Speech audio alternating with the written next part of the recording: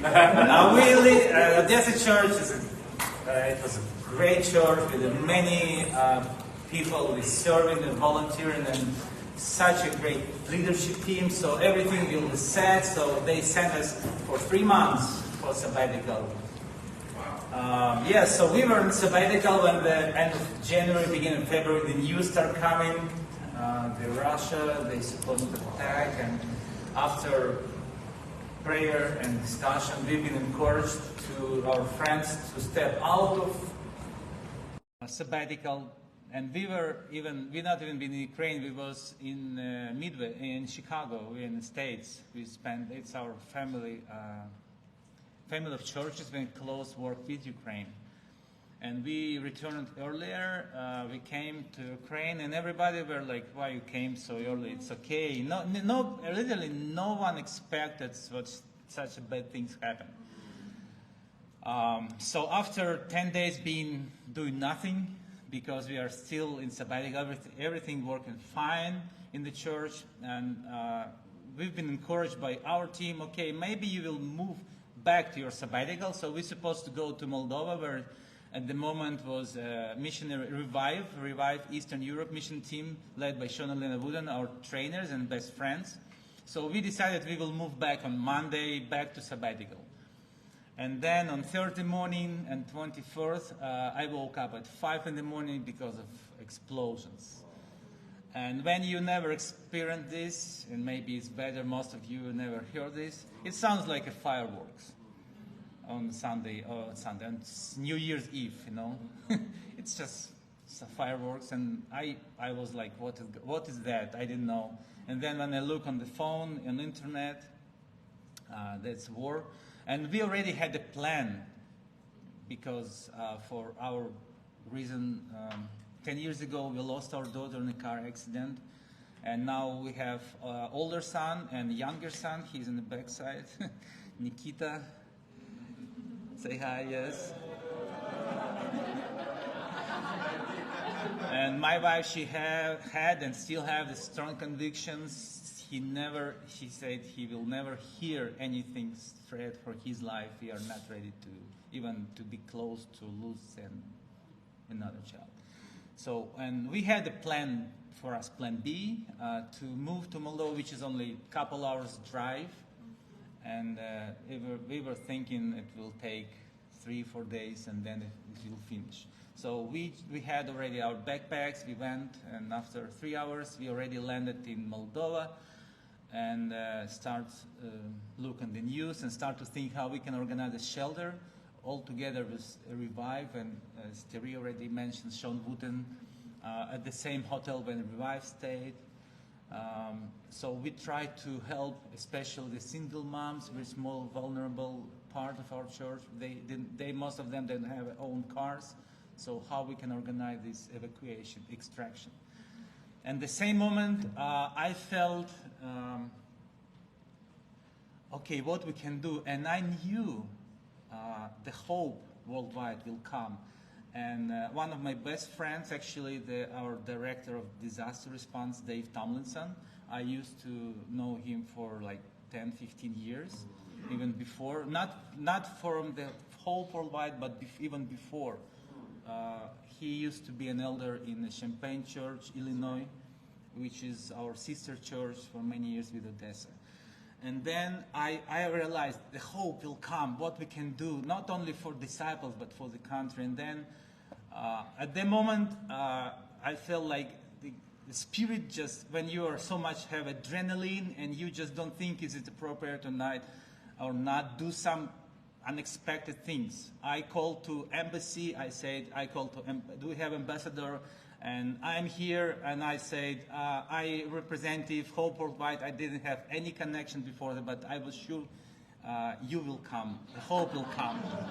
And do you have any needs for Ukraine as a country? We want to just learn more things. And he said, no, I don't. And he was completely didn't expect that. He said, we didn't know, nobody. At these first hours and first days of the war, the people, they just didn't know what to do, what will happen. And he said, no, I don't know.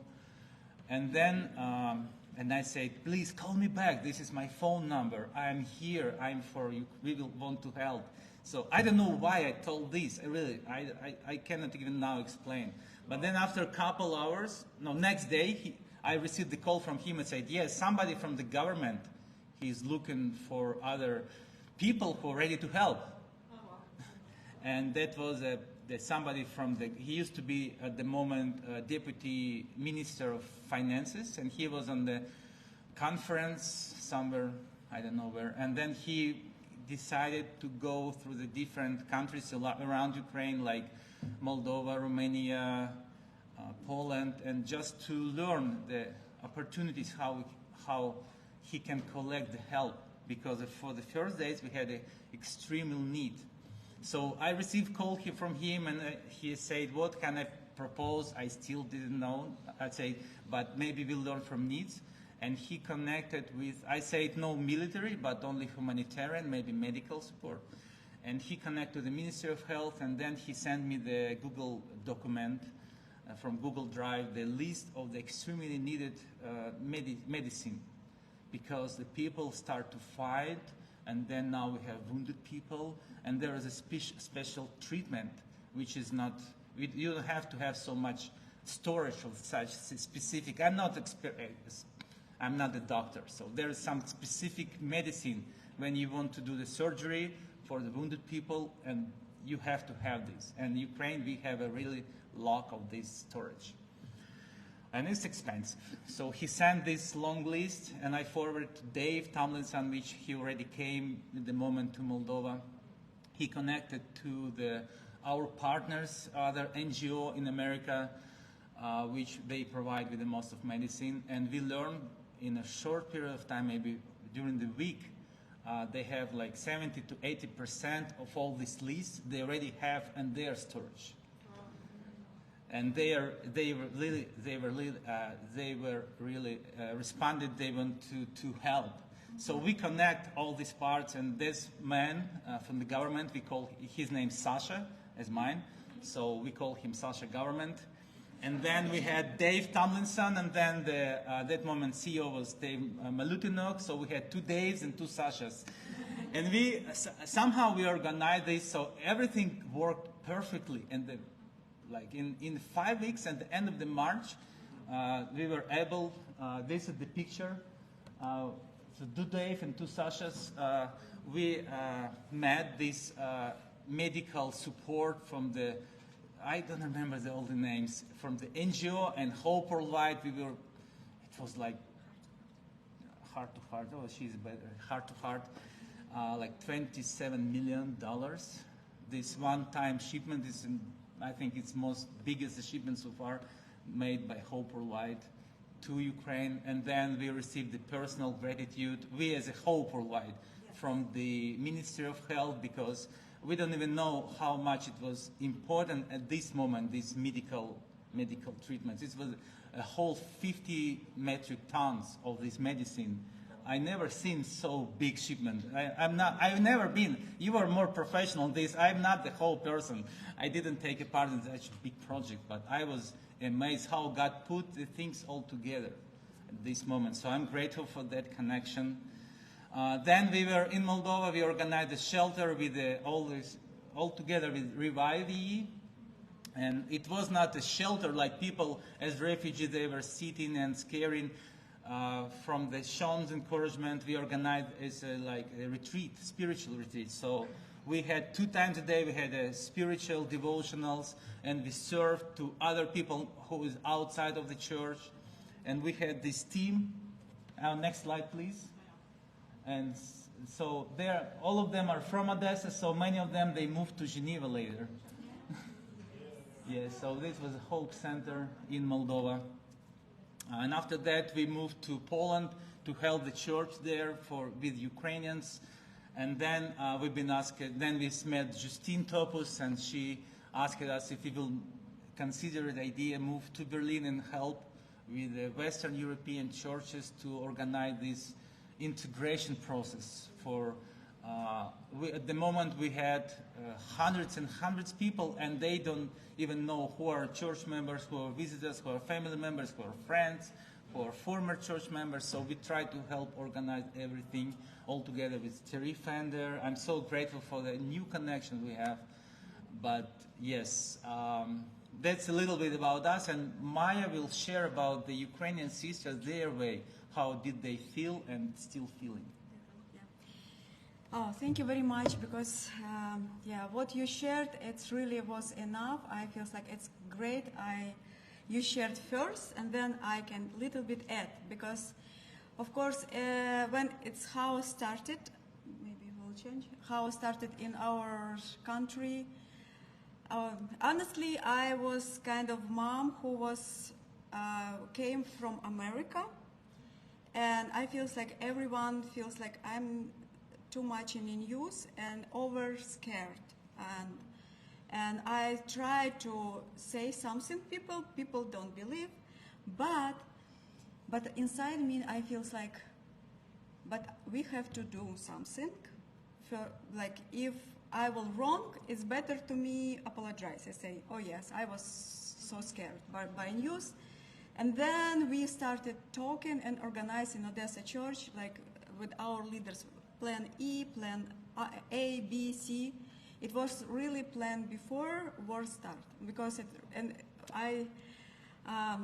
this is what you say, like when the children sit and Jesus asks about meal, he feels like this is courage, I will do something. And I feel very alone with that moment, because people know war will not start. Like, forget about that. But inside me, I feel like, yes, let's something do for case. Yes, and then Sasha shared what we did. Yes, help with the weakest part, because they are usually came to whom? To World War Wide or for ministry, because when the house started, someone have to help them.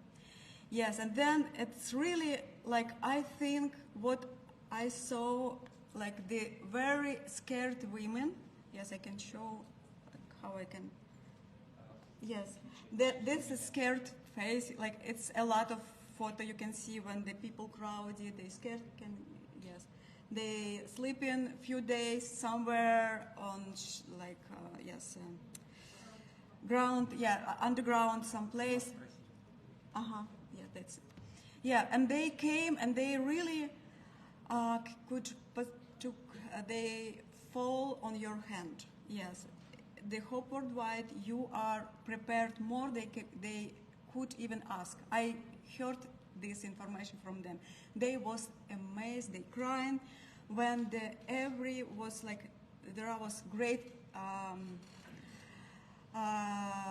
organization. Yeah, and I really want to say thank you for Justine, for Anya Wugman, who knows her, I know, from Germany, for Dominique, and for Jane, for Claribel, for Tanya Boychenko. It's Terry, and yeah, I really want to say thank you, because it was hero people.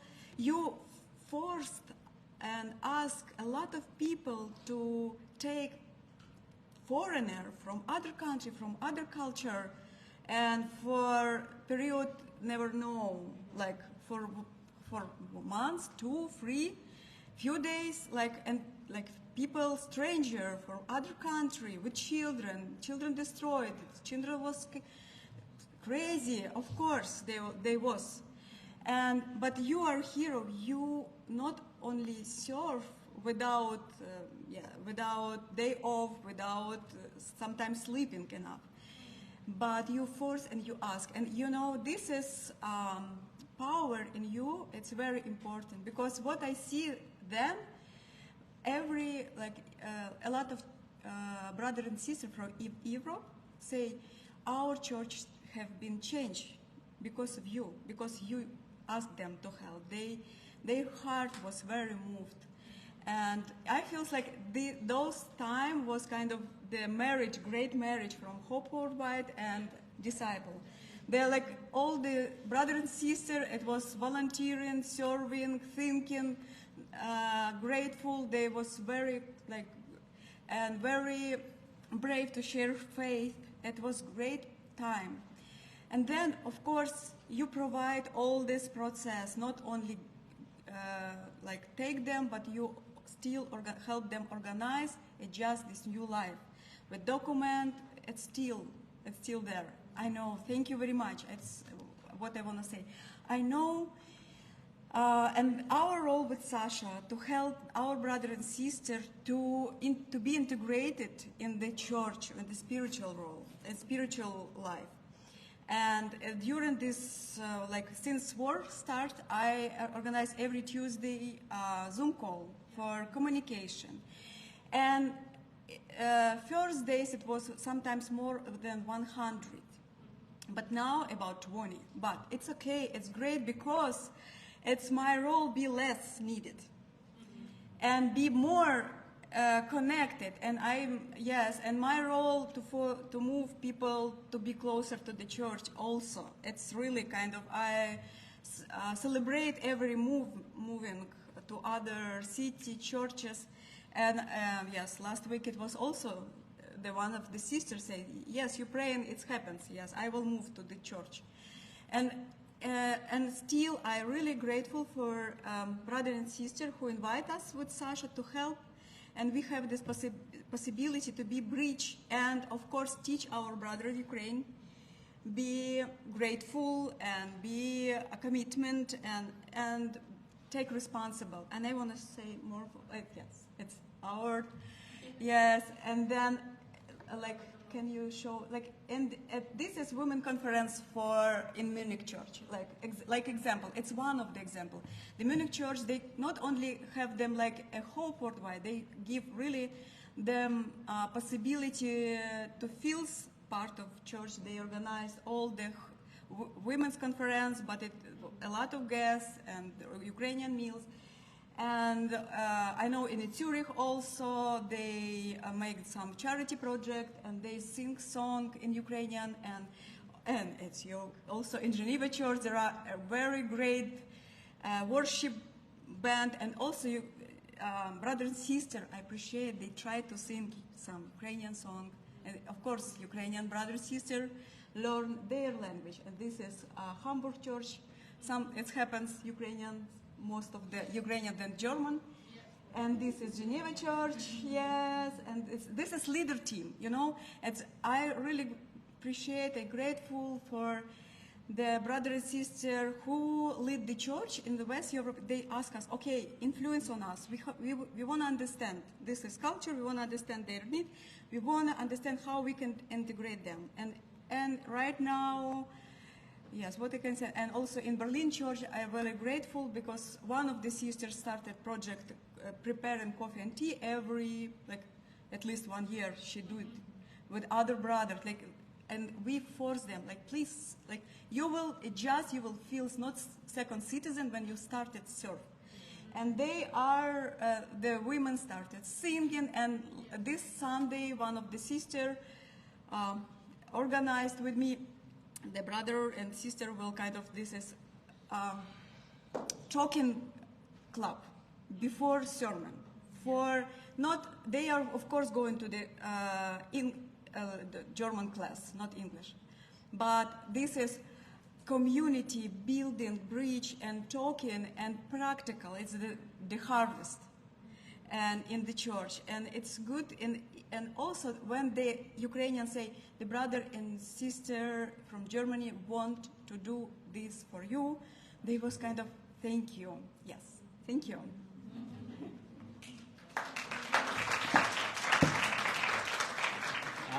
I know, yes, don't let the ministry people come to microphone.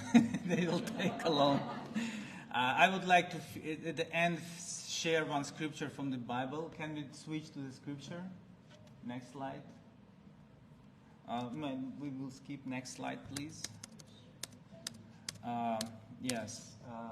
So the situation when Jesus was born, and then the wise men came to worship him, and then at the night, angel of the Lord appeared to Joseph in a dream. Get up, he said, take the child and his mother and escape to Egypt. So what we can learn from this, Jesus, he was a refugee as well. And I was appreciate to read this. God, Jesus, you can understand me as well, how to be a refugee. Another part of this scripture, I would say, from the Bible, God sent his son in the perfect time. he set up everything. And I was like, this is not connect.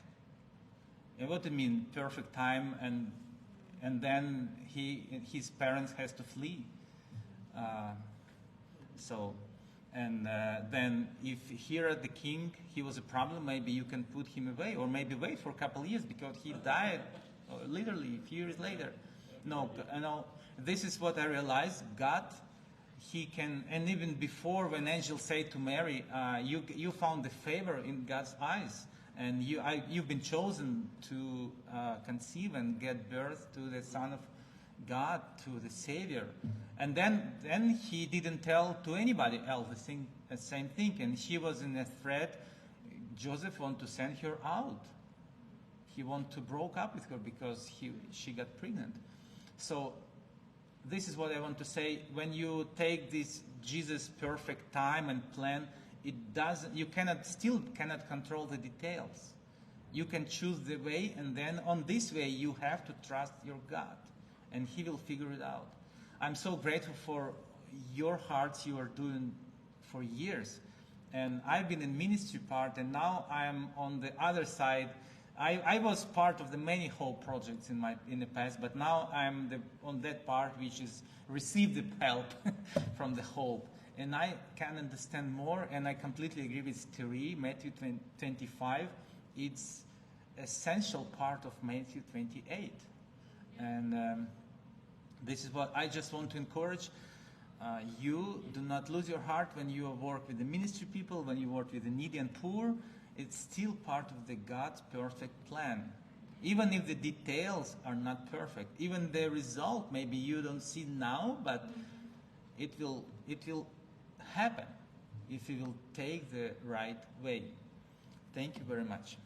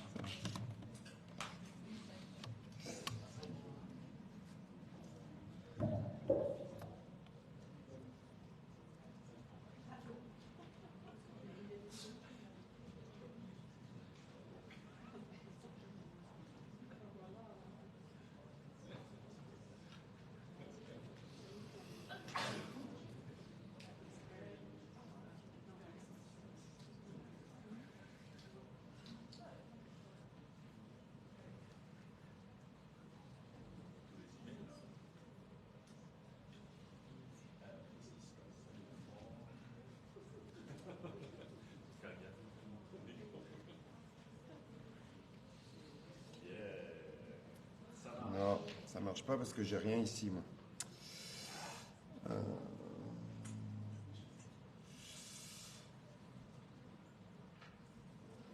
You know how that works, Jean? You know how that works? En fait, je veux mon écran avec mes notes et l'autre là-bas, et j'arrive pas à le régler.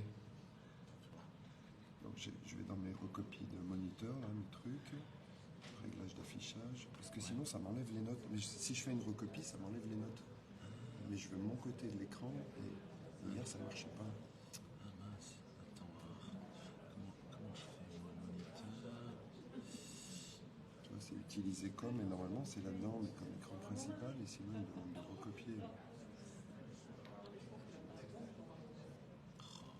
Et sinon je perds mes notes. Oui. Attends, t'as pas les... Il est où le ça? T'arrives au même endroit. Et t'as pas les écrans? Si, le moniteur, c'est là où tu étais tout à l'heure. C'est bon. Moniteur, écran. Yeah, but I don't want to duplicate, because if I duplicate, I don't have my notes. I want the second. And yesterday I did that and I didn't have my notes. Ça, c'est la position. Et puis ils ont tout changé, les options. Avant, je faisais pas comme ça. Moi aussi, avancé. Ça va peut-être d'avancer. Non. C'est la galère. Ah mince. Et est-ce que dans les écrans principaux, essaye de prendre une autre option, l'affichage étendu peut-être? Non, mais là, c'est. Attends, si, ça doit être ça. Ça doit être ça, parce que là, si c'est ça, parce que ça, je le prends, je le ramène vers moi, voilà, là, et maintenant si je mets lecture, ça doit marcher. Mais non, j'ai rien là. Attends, j'ai peut-être pas... Mais non, j'ai rien là, tu vois, ça me tue ça.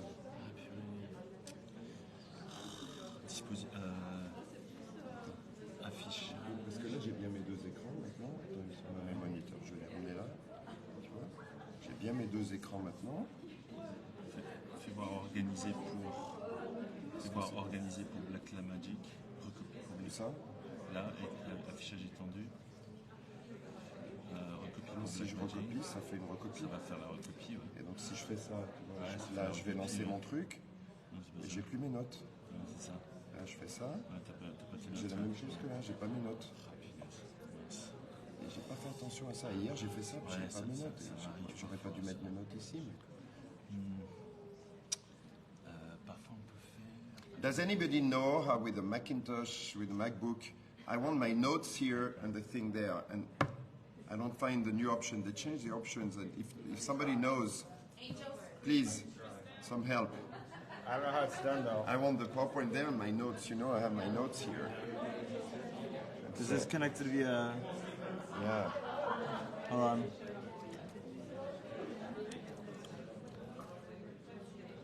So there are many options, but they changed the old panel here. I don't recognize them.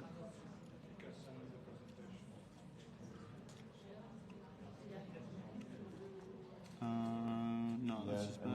I will probably do that. Yeah, they changed. Yeah, he changed everything. So this is just the position, but No, but they should actually hold on.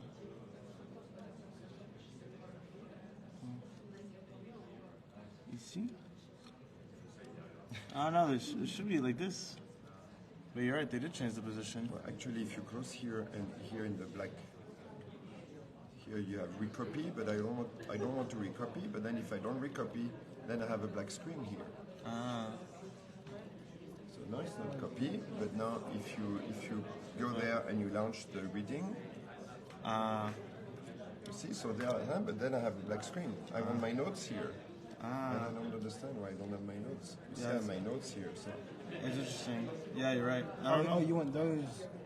Is there presentation mode? These are the notes. Oh, you want the notes here? I want my notes here and then this on the screen. It's a presentation mode, but Yeah. Fais voir dans présentation.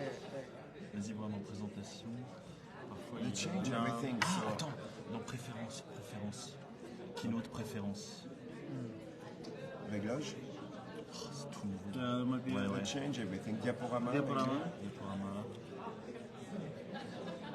If I can read his language. I understand a little bit, but.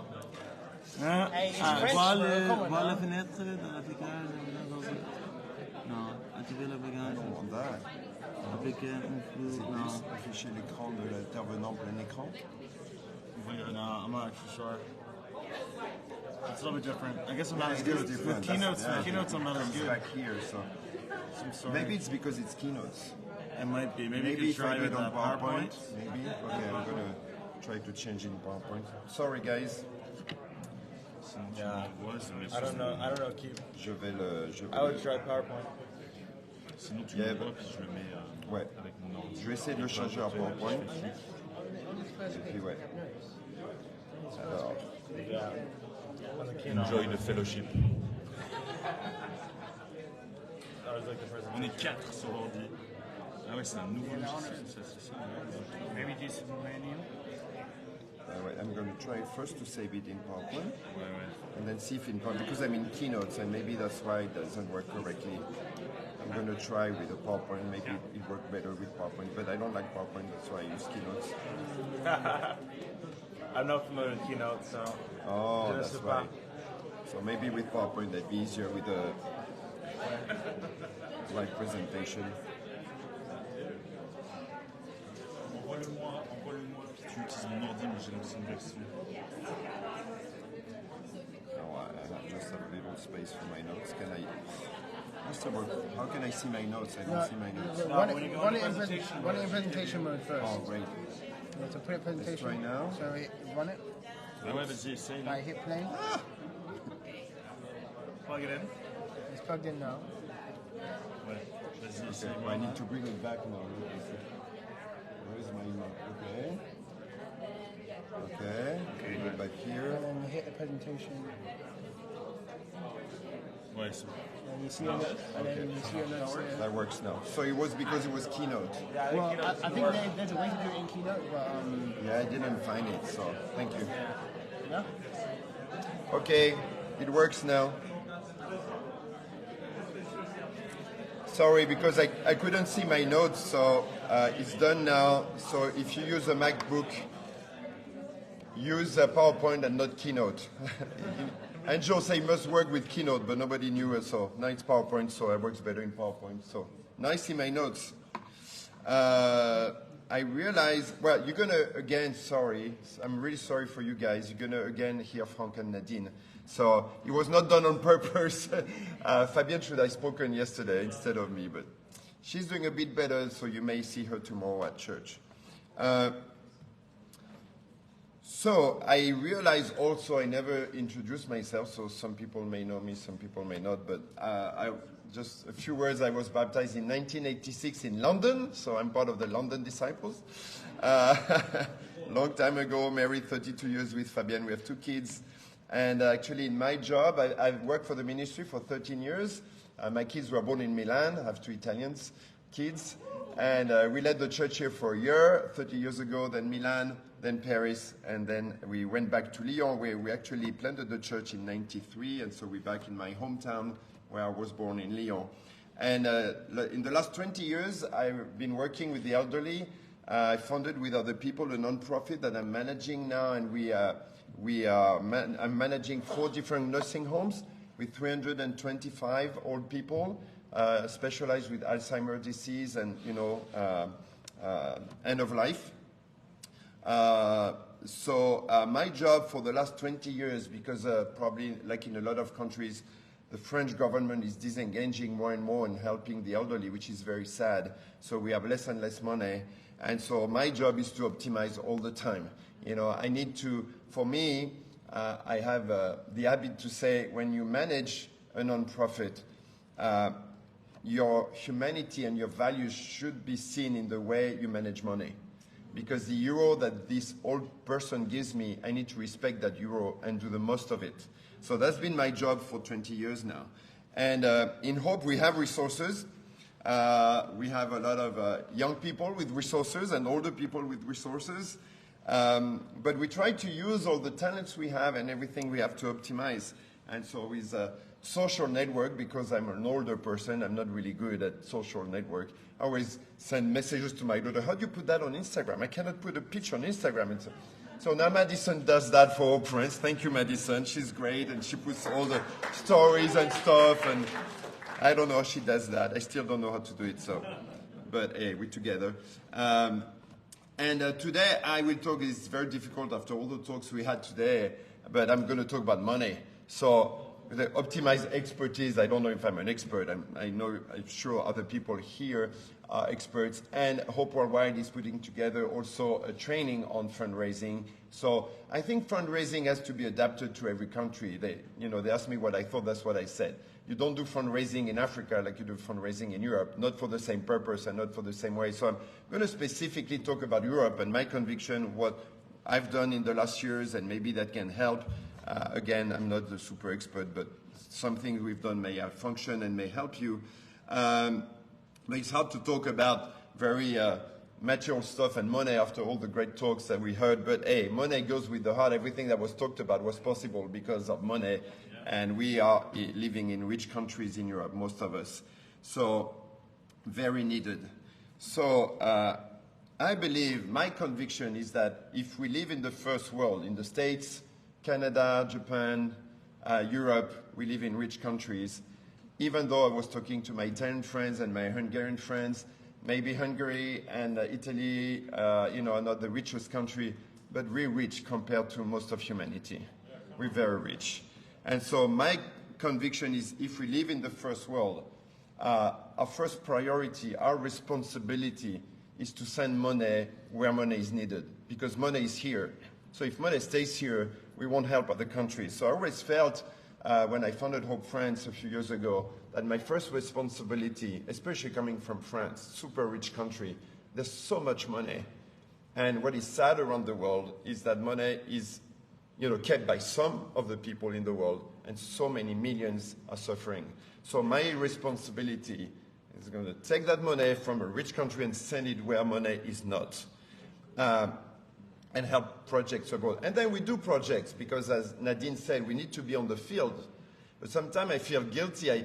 Sometimes with Fabienne say, okay, we give up everything and we go to Madagascar and help the poor in Madagascar. But say maybe my best role, the best way I can use my abilities is maybe to stay here and get the money I can get, all the €1,000,000 I can get, and send them there. Because if I'm there, who's going to do that? But sometimes I feel bad because I want to be on the field helping people. And so we do stuff, and we go to, as I said, an elderly home, and we do stuff in France. But I feel we need to go. I feel sometimes like, a cook during the war. Say, well, I'm not on the front. I'm not in the battle. I'm doing nothing here. But if you don't have a cook behind, soldiers cannot go fight because they don't have energy. So the cook is a soldier like the other cook. It's a teamwork. But sometimes the cook may feel frustrated. I'm not there. And sometimes I feel that way. So I think in Europe we have that heart. For example, I was talking with John Piero and Lydia, and I said, of course, in Italy, people don't have a lot of money, and they give to church, and they give to... But sometimes we expect the money for Hope to come only from Christians. But the Christians are poor because they give to church. They're already very generous with a lot of people. But some people around us have so much money. And so we can get that money to come in Hope. And it's not only Christians, but get the money of the non-Christian and of our friends. That's our role. And so I think every Hope entity in Europe should help projects abroad and should gather some money, even if it's just €1,000 a month or €1,000 every 6 months you send to Africa or to Nepal or to Romania. Even in country, we're starting Hope Romania. We're looking for money for Hope Romania. It's in our continent. Every church, every Hope entity can contribute even a little bit. But I think we need all of us to be conscious that we have money in Europe, and we need to send that money, to get that money and send it where money is not. So this is the money for Hope France, where it comes from, for 2022. So sponsor is 7%, and donation from individual, disciple and not disciple is 47%, but we have 44% coming from other non-profit organizations. And sometimes there's a company behind a foundation, of course, but these are foundation and non-profit. So if I count the money that comes from Disciple out of the €150,000 we have in Hope France, it's probably 40%. 60% come from other sources. And this is the budget in the last years. We started at the end of 2018, and we went from 20,000 the first year to almost 160,000 in only 4 years. And it's been amazing. Of course, God is behind everything, and it's been really, really amazing. So, talking about optimizing, I'm going to talk about optimized network. And I think that's probably the main point. I have a few other points, but this one is the main one.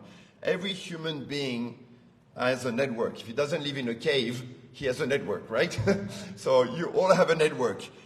We have many networks, actually. Family, church, work or school, activities, and other charities maybe you're part of, friends, neighborhood.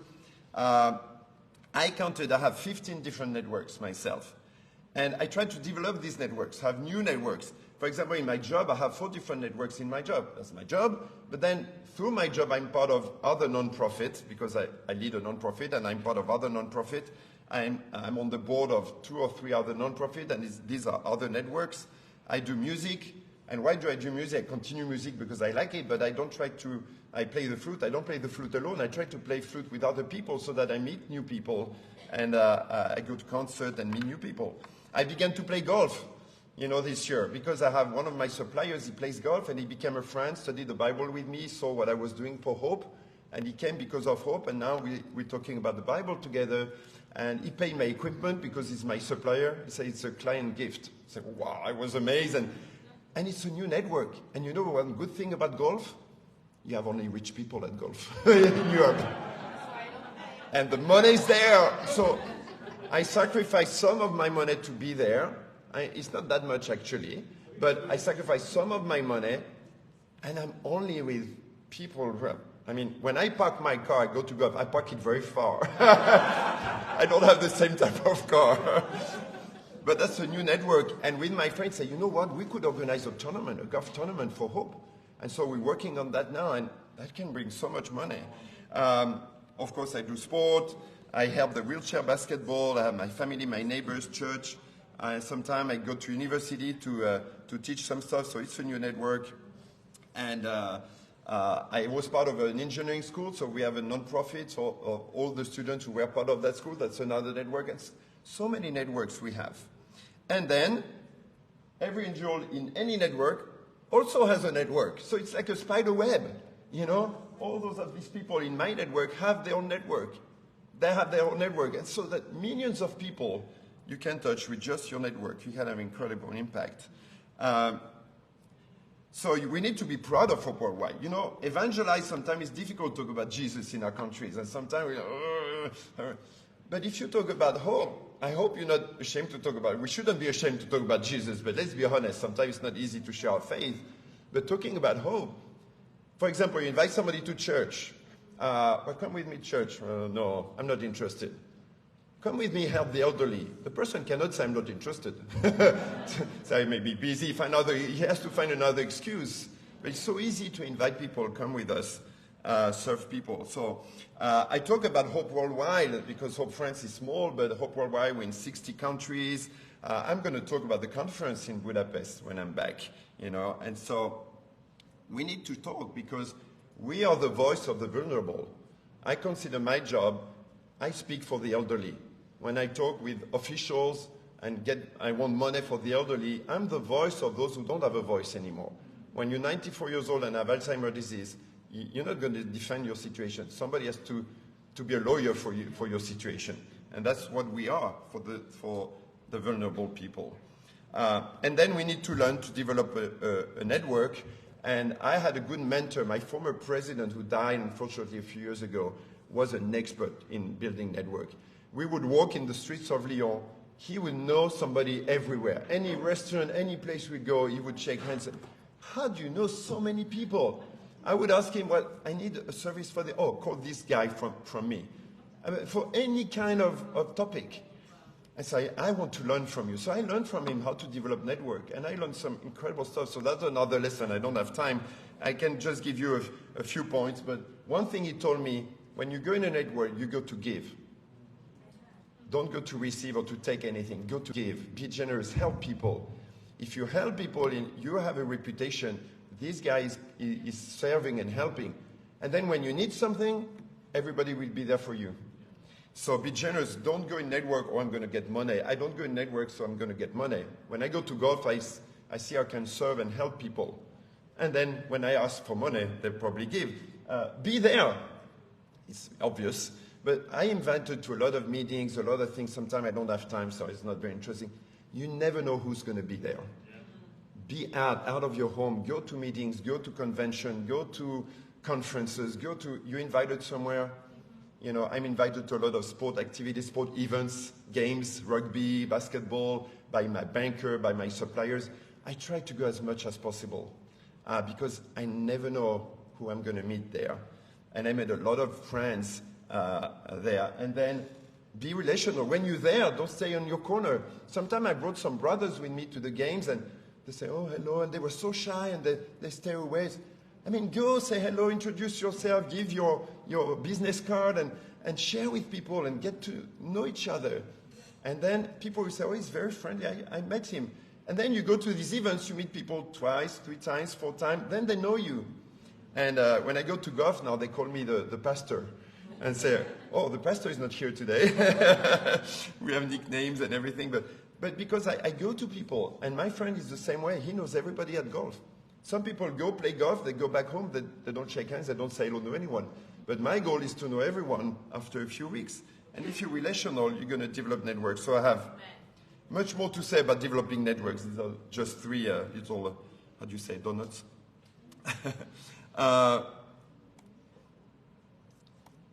Okay, optimize network. Seize the day. We have a lot of opportunities, but we need to take the opportunities we have. Sometimes we have opportunities, we don't even see them, and we need to be reactive. You know, people want to give, and they want to know where they give. They want to know us, and we need to be very reactive. For example, I talked about this big French company gives us money for Bangladesh. And once the CEO of the foundation called me, hey, Franck, we have a big convention next week in Lille. And so I'm not working for Hope, so I need to organize my work. And I understand, because I'm my own boss, I organize my time as I want. So I have a flexibility that you may not have, but it's a gift from God. So I'm using, you have other gifts, but this is a gift I have. I'm totally free of using my time as I want. But still, I have a lot to do, so I haven't planned to go to Lille. Take the TGV, the fast train, take the you know, it's probably boring. I'm not really interested in what they do. So I'm going to be there. I have to be there. So I changed my schedule. I found tickets, and I was there. And I met all the leaders of this big company. Now they know me. They know Hope. I really enjoy meeting them. They remember me. Then it was much easier to talk with Franck, the big guy I told you about. And it was an effort, but I had to be reactive and change my schedule to be there because I thought it was very important and the impact could be huge for people in Bangladesh one day who will get an education, not just maybe because I was there in Lille, but that was a little effort I made, and you sum up all the efforts and then things happen. Another thing about being reactive, my vice president of my nonprofit I'm working with is a very rich man. He has 2 Ferraris in his garage, but he's so generous. He's totally atheist. He promised he would come to church when I preach, and after 15 years he came. And in my sermon I made sure that I say when I studied an engineer, my dream was to have a Ferrari, but I renounced that because I wanted to serve. And at the end of the sermon he came, he gave me a key of a Ferrari car, a real key. And it was the double of the key of his former Ferrari that he had kept. He said, I want you to remember that sermon. Thank you for your sermon. And he's a great friend. And the other day, and he's really in favor of Hope. He helps me find money for Hope. Actually, he had the idea with my job, my nonprofit. He said, let's create a foundation on the side so that we can help Hope. And he's working kind of with me in developing the Hope Network.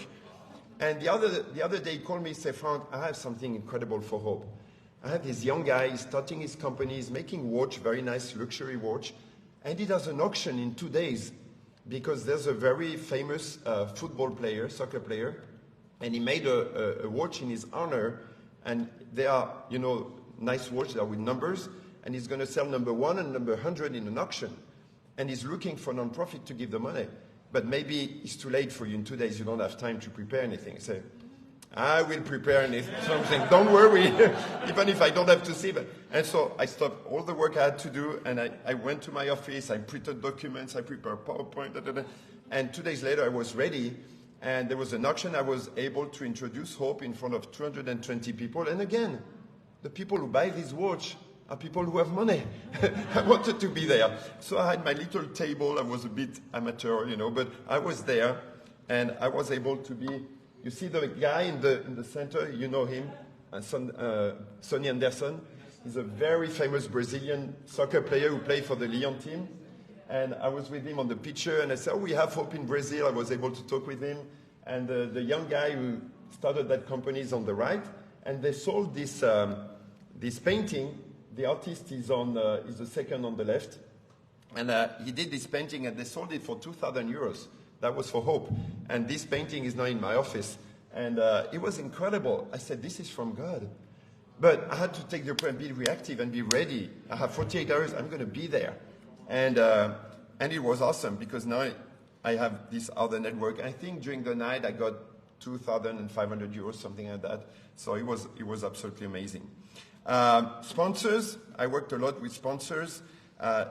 In France, companies deduct 60% of what they give of their taxes, so they all give to some charities. So it's a matter of why would they give to this one or Hope? Well, if they know me and they know where the money is used, maybe I can get that money. There's also service sponsorship. For example, computers. The guy who does computer with me, he became my friend. My supplier became my friend, and we're very good friends. And last summer, Fleur and Gérald, who lead the school in Madagascar, were in France, just to spend holidays. Seized the opportunity. I said, they're in France. I'm going to have them meet all of my sponsors. So I organized all the meetings during the holidays so that I'm sure they meet all the sponsors. And that made it real for them to meet them and talk with them. And then there are new ideas. So the guy said, I can have hundreds of computers that company change. I throw them away.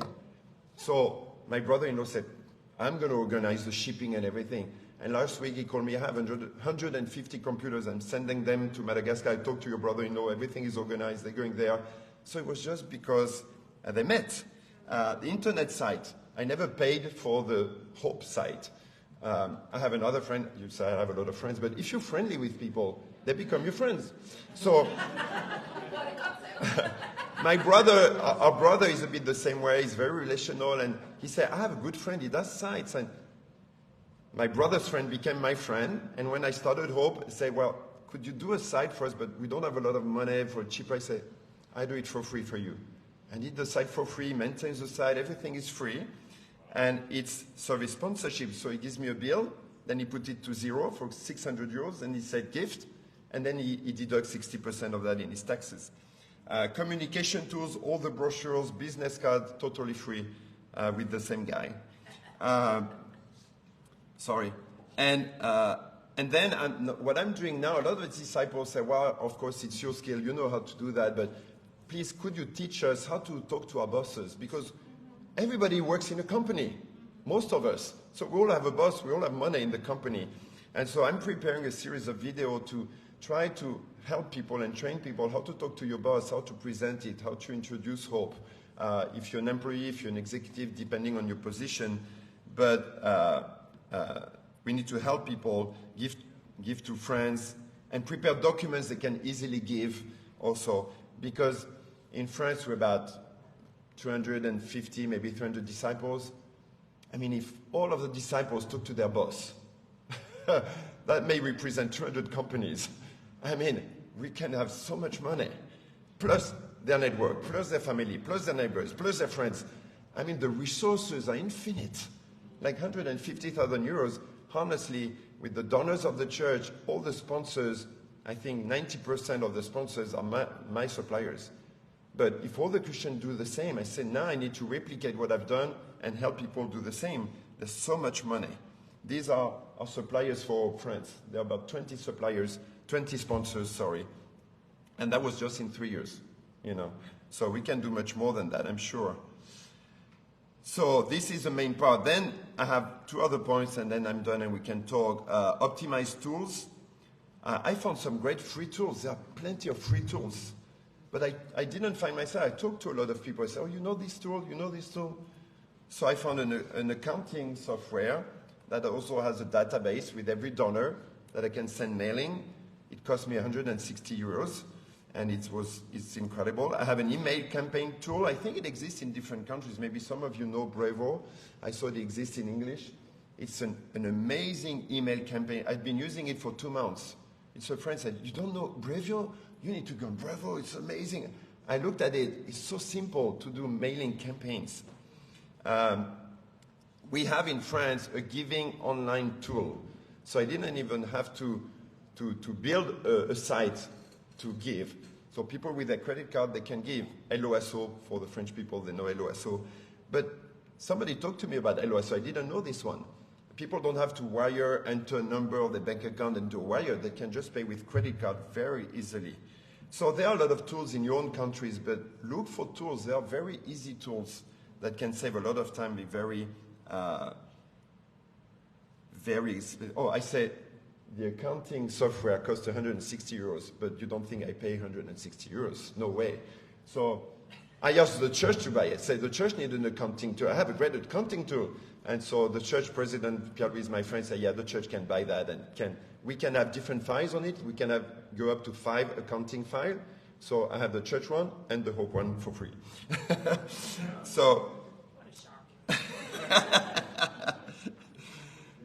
Of course, optimize communication. Communication is key, you know that. So campaigns, you need to have that's why you need to have a project and you need money for, and you can motivate people to give.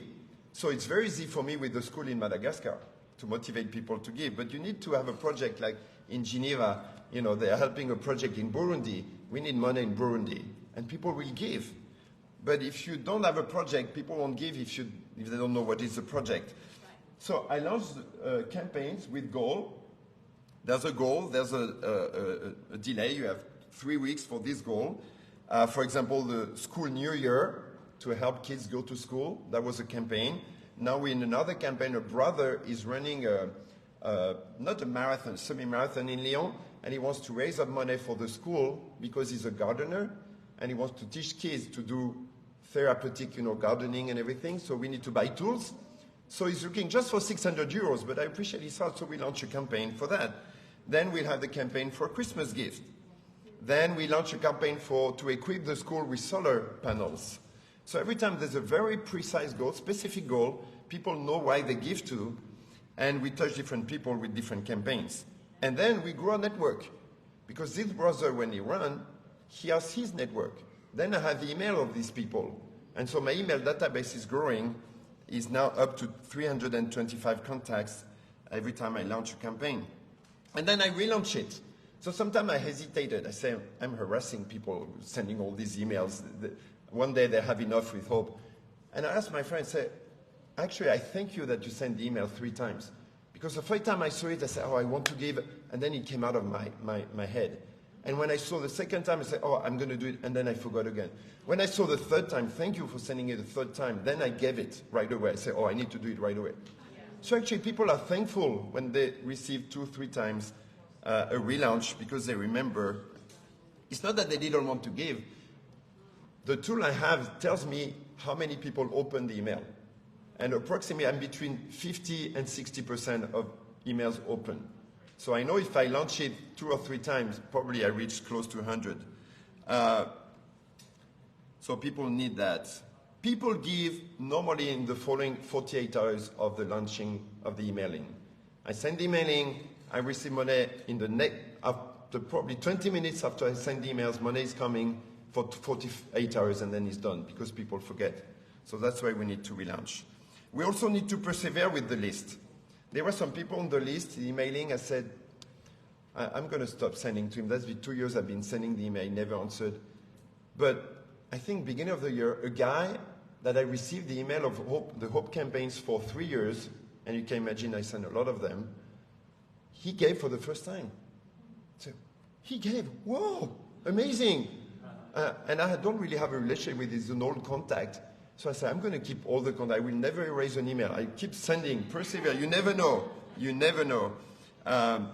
Someone may give after 20 times. You never know. Then I have different my list are organized, donors, potential donors, suppliers, etc., etc.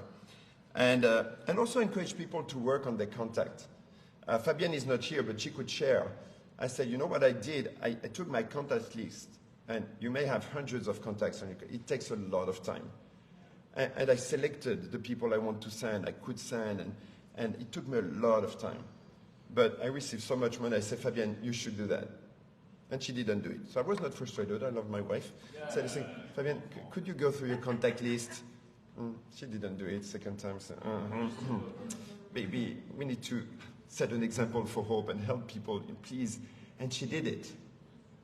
She got 25 new donors in 3 days. Just because she went through her contact list and she sent emails to selected people in the contact list. It took her probably 1 or 2 hours to go through her contact list, but it was worth it. And I say, if every disciple could do that, send the email I've sent to all the selected contact list. Encourage small gifts. I realized that we had a lot of donation over 50 euros. So maybe people are ashamed of giving 5 euros or 2 euros. I said, don't be ashamed if you're a student. Give 1 euro, give 2, give 3. 3 euros in Madagascar is a lot of money. And so I began to receive, as a sister, I know she's very poor, but she committed to give 5 euros every month. Amen. Bless her heart. That's awesome. And then ask people to republish on social network. I learned that some of you are probably specialists. You know, when there's a campaign, a crowdfunding on Facebook, you republish it. In average, you make that campaign earn €7. Every time you republish, €7 go in the campaign. It's statistics. So it doesn't cost any time, any effort to just click republish. You know, again, if we all do that, we'll multiply. And then relaunch when you are close to the goal. For example, the brother is running tomorrow. We haven't reached the goal.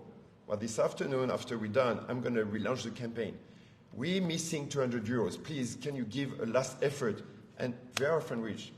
We never failed a campaign. We never missed the goal of any campaign of hope. Because I launch, I relaunch, and then I launch at the last minutes with what is needed. Sometime a friend called me, how much do you need to finish the campaign? Say, 1,500. Okay, you have it. Wow, I was blown away. But if you determine, you will reach the goals. So, and of course, you need to analyze the campaign's frequency. You need to do it wisely. And thank and inform the donors. Of course, this is so important, but you know that. Young people gave me great ideas. I do newsletters. And it's a long time to, write newsletters and say, why don't you do video newsletters? It's really modern and, great idea.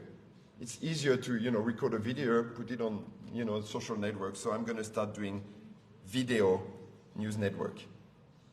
And then to finish, optimize money, effectiveness, Hope France. I tell my donors, 95% of what you give goes on the field. I keep only 5%. We're all volunteers. We have almost no expense, just bank expenses. So 95% of what you give. Said, do you know a lot of non-profit to do that? Says sometimes, oh no. If you're giving to any kind of, do you know the percentage they keep for administration? No. Well, this is it. For emergency release, for example, for the earthquake in Turkey, I said, when you give in emergency situation, I send 100%. I don't keep anything. We pay the bank transfer on our own money. So people give for that. Show the use of money, of course. So I've done a video of Gérald and Fleur who came from Madagascar, 50-minute video I put on the YouTube channel of Hope France. I didn't do because I don't know how to do a YouTube channel, so I asked the young people to do a YouTube channel and they did it for me.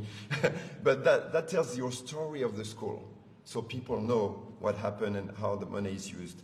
They see the solar panel on the pictures of the school and they say, I'm happy I contributed to that. This is so important. And of course, tax deduction received, we need to be very reliable and faithful to that. So that's all I wanted to say. I speak a lot. I hope you're not sleeping, but I hope that gives you ideas. Again, I'm not an expert, but God has been blessing our work. And it's not over. So we have a few minutes. If you have any comment, maybe things you've done who worked well, other questions, other things.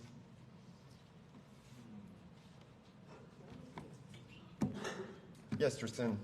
When you're approaching a company to donate, let's say it's a company that you don't work for, how do you have that first conversation? Are you like emailing the CEO and saying, let's meet, or are you walking into the building and you're saying, how are you trying? How are you approaching that conversation? Well, it's always through a relationship. I never have a cold contact with a CEO I don't know for anywhere. So it's always through my network.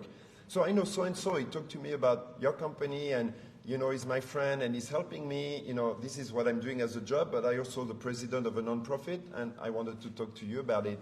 He told me that, these values are important to you and could we meet and could we talk? So either I'm going to take the advantage of meeting him in an event I'm invited, but I'm always introduced by somebody else. That's why the network is super important. Because if he's a good friend of your friend, he will take time for you. When somebody asks me, can you see this guy is my friend? I say, maybe I don't have time, but because he's my friend, I'm going to give him 20 or 30 minutes, So. Yeah. Yes. Sharon. Thanks, Frank. I found that very inspiring. When you do a campaign, and you say you're starting to do video work, do you have a specific program in mind, like you mentioned Bangladesh? Is that what you would do? You say, we need, I don't know, I'm just trying to think of some example. We need 10 computers for a school in Bangladesh. Exactly. How do you do it? Exactly. Exactly. For the school, solar panels, I say we need to install solar panels. This is why we need, because in Africa, you know, electricity cuts all the time, and we do e-learning with the kids in the remote places, and we really need electricity, and electricity costs so much there. So we have a, how do you say, autonomous group, but it costs a lot of, how do you say, gasoline, gas, so it's so expensive. But if they can have autonomy in energy, they can, so that costs 6,000 euros. So we launch a campaign to gather 6,000 euros by the end of November. And I launch it. So it's very specific, yes. Do you have regular contact with the school places you support, so you know those specific Yeah, needs? yeah. Well, yes, I'm in contact with the school in Madagascar. Every month we have a Zoom. I say, what are your needs? And either I have the money in bank and I send it. If it's a big need, for example, they need a new vehicle now, 10,000 euros. So once I'm done with this campaign, the next campaign will be for the vehicle. So you need to be very specific. And then when it's done, I send pictures of the vehicle we bought with the kids that we're helping. Yeah.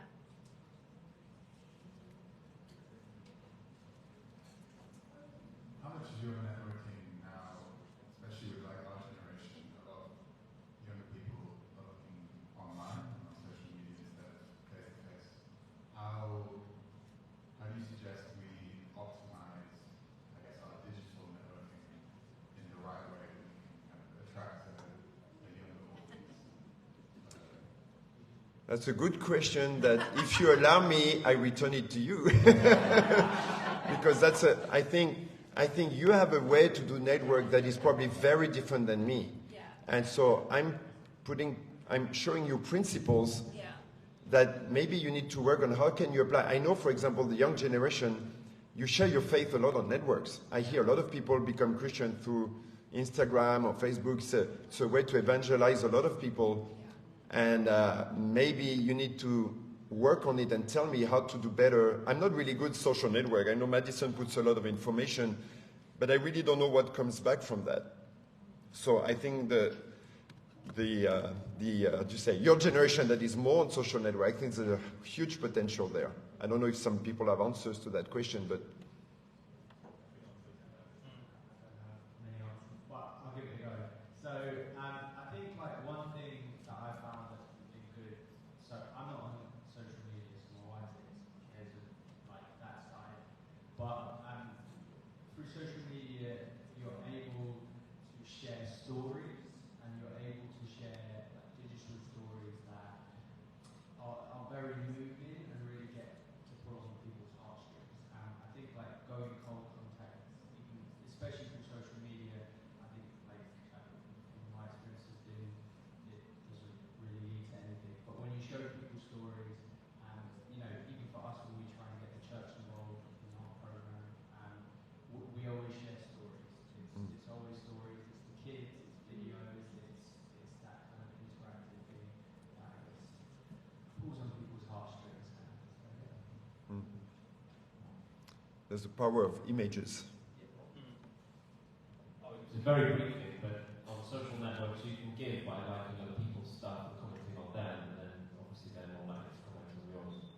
I don't do much social media, but I do a little bit on LinkedIn, and I realised that I can do that. I can appreciate what other people are doing, but they're reciprocating. That's good.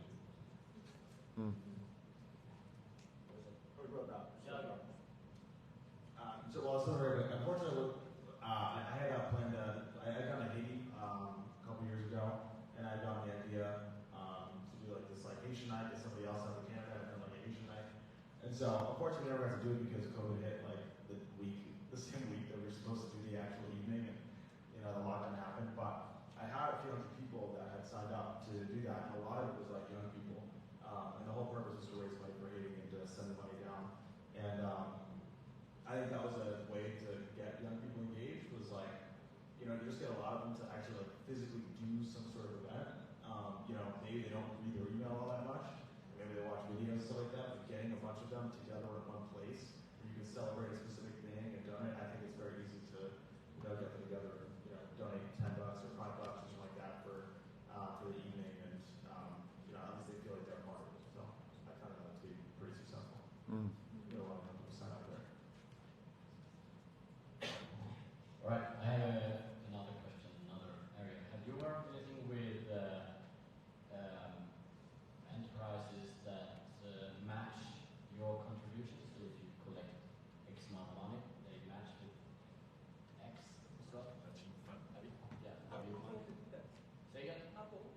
Yeah, I worked with Dell before, so I always gave to Hope through Dell because they matched it. Have you worked on this more locally, like in France or?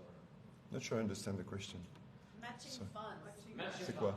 There are companies that if you give, say, $10,000, they will give $10,000 as well. Michael, I gave to Dell, through Dell, to Hope Worldwide. And Michael Dell, he gave, if I gave $100, he gave $100. Yeah.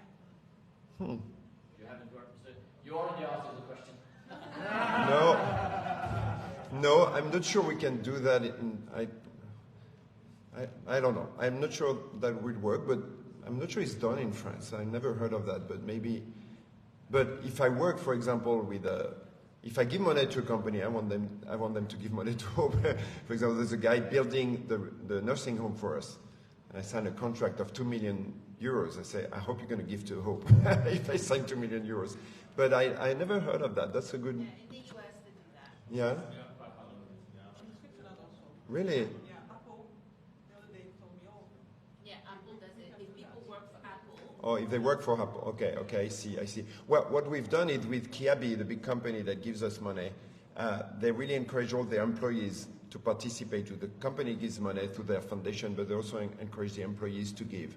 But I'll talk to some companies about that, because I never heard in France, but that may exist. Just on that, I think maybe French companies don't. My husband works Maybe. for a French bank and they don't, but a lot of the American ones do, Bluebird, BlackRock. So a lot, even if they're working in France, I think they will still do it. Okay. And the same in other countries. Great. The US companies and some of the British companies. Okay, well, thank you. That's a very good idea. I'm going to explore that. Next conference, I'll let you know. But you have to be registered with that company as a Okay. Okay. So it's again, it's that contact that you need. And obviously we've got people in church who are working for that company. Okay. And they have an in. Okay. And they can say, why don't you put Hope Worldwide on your list, and they will consider it. Okay. But that's how Awesome. it works. Yeah. Awesome. So in my case, Dell had an agreement with it. Awesome. Great. So adding to that, a little bit of another topic though. But in Sweden, we had experience about companies. They have like a time bank of. So this is not about sponsors, but they have a time bank of voluntary work. So they need to fulfill in some way. They need to find. So we've had some in Sweden. We've had some companies come to us and work their hours in our Hope Center. Yeah. To tick off their social work. Yeah. Great. Awesome. I have a question as well.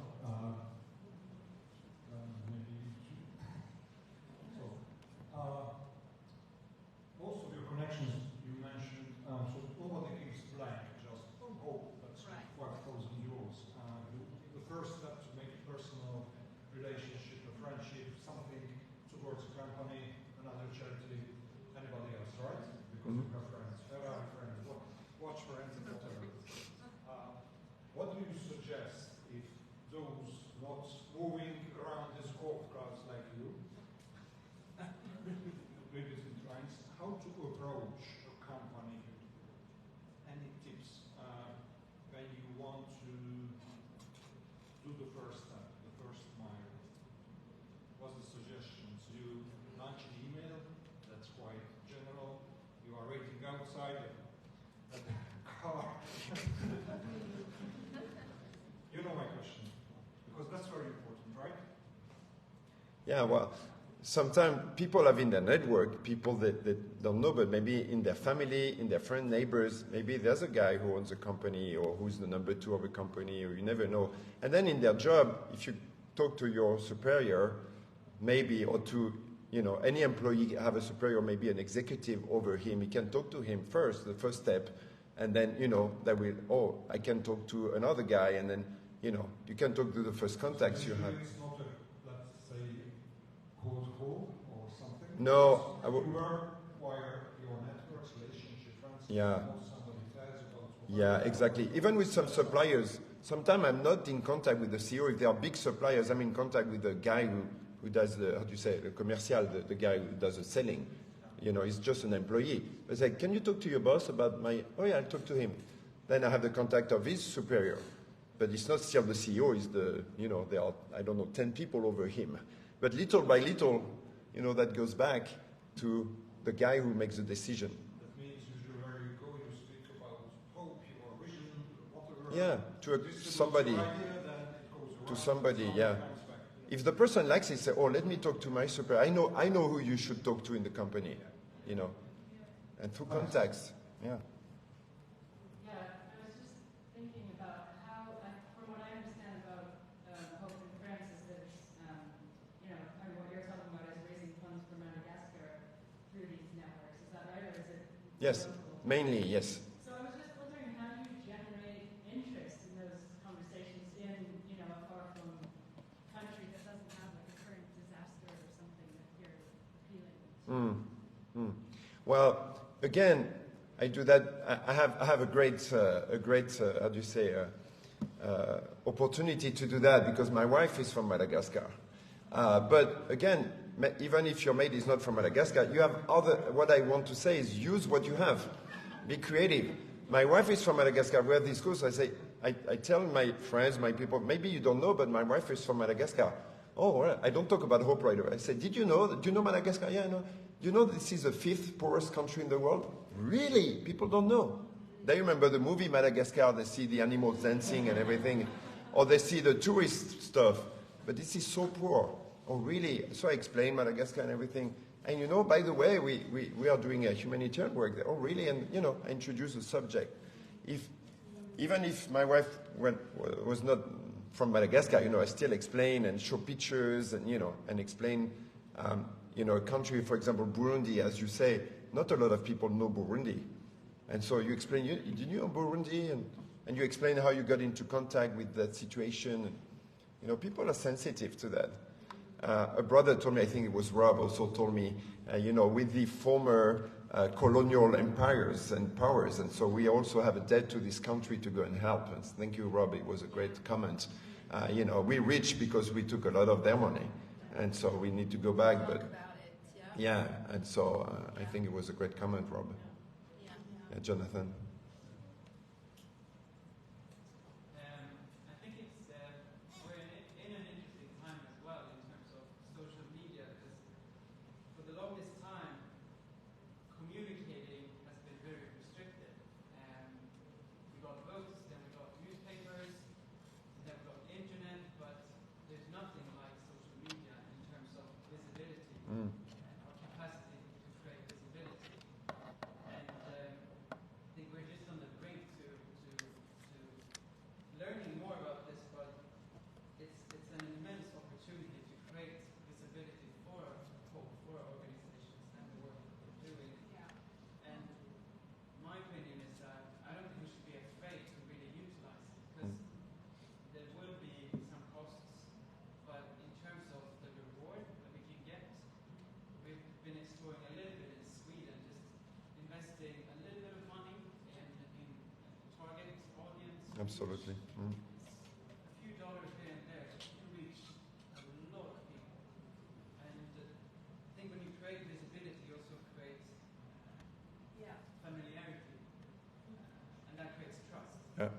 So with the situation with Ukraine, we would have a lot of visibility ending up in the newspapers, and I could talk to people in school, or we would go to the government, and we would just say, have you heard about hope? Yeah, we have. With the Ukrainians, right? I think that creates trust and increases their will to give as well. Yeah. Because they're familiar with the Yeah. name, the logo. So social media, it's an incredible. In Madagascar, we tried to hire a community manager, but it's not easy to find somebody who had the skill and who's really reliable and knows how to do it and does it well. But it may be a good idea to invest in a community manager, absolutely. Just a small comment, I think it's an incredible opportunity to engage the youth. Yeah. It's really their language. Yeah. And it's such a natural, it would be a very natural bridge for them Yeah. to take ownership in that. So Great. youth in that. Thank you, Jonathan. There's Thierry, and then we'll have a break.